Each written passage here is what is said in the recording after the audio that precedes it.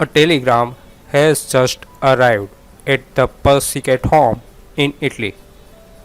It seems that their late grandfather's second wife, Marana, is traveling from Venezuela to Italy to visit her stepson and two grandchildren. The youngest of the boys is given the task of picking up grandma at the airport. Expecting an aged widow, he is stunned, amazed, and aroused by the incredible beauty that await him. Carletto, the youngest son of the engineer Persicat Jr., has the task of welcoming the latest wife of Persicat Sr., who arrived from Venezuela. No one has ever seen the woman, and everyone imagines her old and boring. The boy is faced with a beautiful and helpful young woman. After the good but a little excessive the virgin wife, which had partly disappointed me, Franco Martinelli alias Marino Girolami create a better comedy, where the sentimental influences and the music work better than in the first film, which was more properly erotic, and these elements did not suit him well. Fenech is always wonderful, and the actors are not too bad. Of course, Joshua Fioravanti could have made a career in these films like Bunfi or Vitali, and instead he threw everything upside down with far-right terrorism. Engineer Persichetti lives in Pisa with his two children and the housekeeper in a villa. One day he learned that his father, who had emigrated to Caracas several years earlier, has died and that his second wife is coming to meet him. Everyone expects an elderly woman to arrive, but a charming woman named Marana shows up at the airport. Father and son try, with poor result, to take advantage of the graces of Marana. The only one who managed to spend more time with her is Carletto, the younger son of the engineer, who is strongly attracted to Marana and who continually snub a girl of the same age named Marinella. Due to a family commitment, Carletto stay a whole day alone at home with Marana and spend a night of love with her. The next day, Carletto and Marana learn that Marinella has attempted to commit suicide for love and join her in the hospital. After reassuring her health now out of danger, Mariana asks everyone to be able to speak alone with Marinella.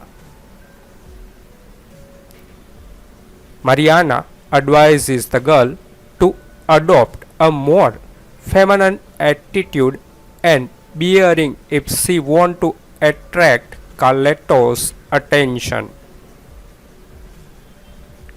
Mariana has reached the end of her stay in Pisa and must return to her hometown.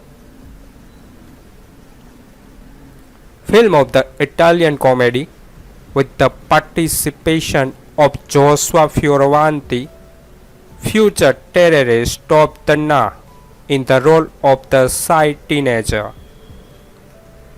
The seaside restaurant where Carletto and Marana go for lunch is a Sella in Marina di Pisa. Movie that seems strange to me. A boy fall in love with his second wife who is much younger, his grandfather who has recently died. Technically, it's not incest, but there is something wrong with that. Even more strange that the woman reciprocate the sentiment even if in the end she suggests to a girl how to be wooed by her nephew. Engineer Pino Persichetti, established owner of a glassware industry, lives in Pisa with his son Giorgio, the eldest, Carletto as a teenager, and his faithful maid Celeste. When from Venezuela comes the notice of the arrival of Marijuana Persichetti, unknown wife of Mr. Pino's deceased father, everyone delegate the last wheel of the cart to welcome her. But Carletto, who has reluctantly accepted, turns things in his favor when at the airport he finds himself in front of a young and very attractive woman. Mariana, in fact, having assisted her deceased husband in the last years of her life, had managed to get married and leave a very rich inheritance. But Carletto's secret is soon discovered. The Venezuelan is welcomed into the house and immediately become the target of the three males. Have you ever wanted to see a male teenager lose his virginity to his grandmother? Well, here is your chance. Of course, it should be said the grandmother in this film is a 20-something Venezuelan hot tamale played by the famous French hot tamale of 70s Italian exploitation film Edwige Fenech. She marries the main character's elderly grandfather, who not surprisingly dies on his wedding night. And after his death, she comes to live with her new in-laws. Of course, she immediately arouses the lust of both her grandson, her son, and even the local priest. The main conceit here is much too ridiculous to be very shocking, but it isn't very funny either. The only reason I can think of that anybody might have watched this movie is to see Fenech naked. But she's been just as naked in a lot better movies. Suffering through this cringe-inducing Italian comedy is a steep price to pay even for die-hard Eurobabe ogler. You have forgotten Papa, whose menu is supposed to be lucky. Once again, the English titles suck. Grazie, nonna means thanks granny, and since Edwige Fenech played the wife of the kid, grandfather who's just passed on, it makes more sense than Loverboy, especially since there are two sons and there is really not telling to which of the two it's supposed to be referring. The whole story is rather ridiculous, with no one in the family knowing that grandma's as hot as the Giorgio asphalt. To quote Sailor from a Wild at Heart, until the youngest son picked her up at the airport when she arrived. The rest of the family wanted to avoid her, and Carletto soon wanted to oblige them as best he can when sees her.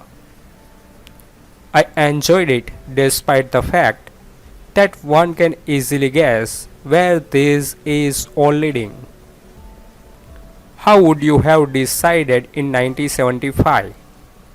Continue to turn up malicious bumcloth with Edwige Fenech and company, or mutate into the leader of a right-wing extremist terrorist group, which in the course of this is convicted of the Bologna attack in 1980.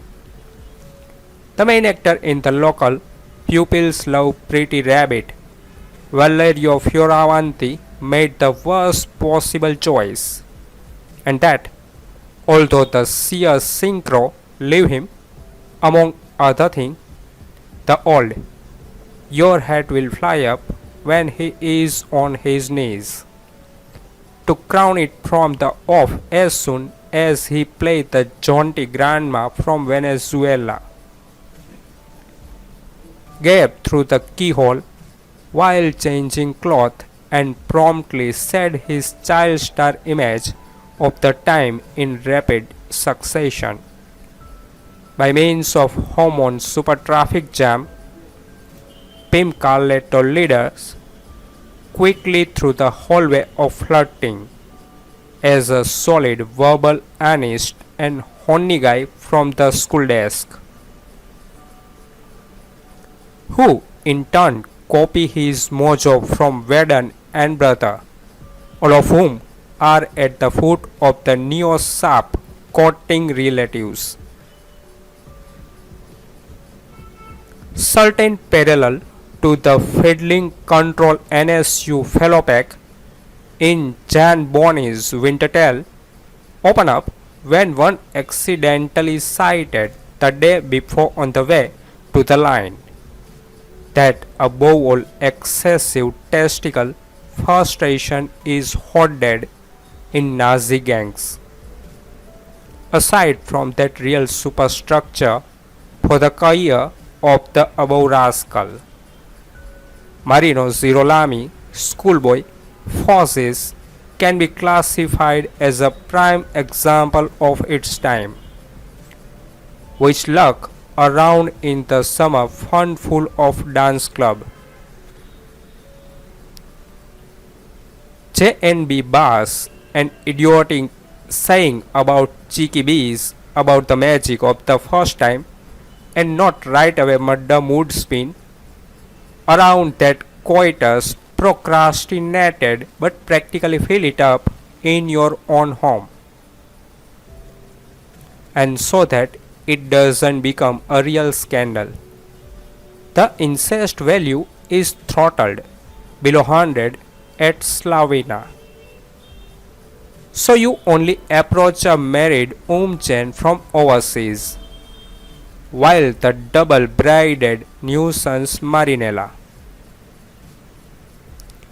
at least the right age for the boy, make an energetic effort to make Carletto's repellent trouser leg slip so that she swallow a chunk of pill to slip forever out of sheer jealousy. Had to be pumped out of her stomach. Man, what an episode. But she really earned his heart with that. After all, it's time for him to get tidy, to be considered socially acceptable under the priestly eyes of Gianfranco D'Angelo. After you have finally been able to put one away properly. It doesn't matter, boys will be boys, and sometimes it becomes a bastard.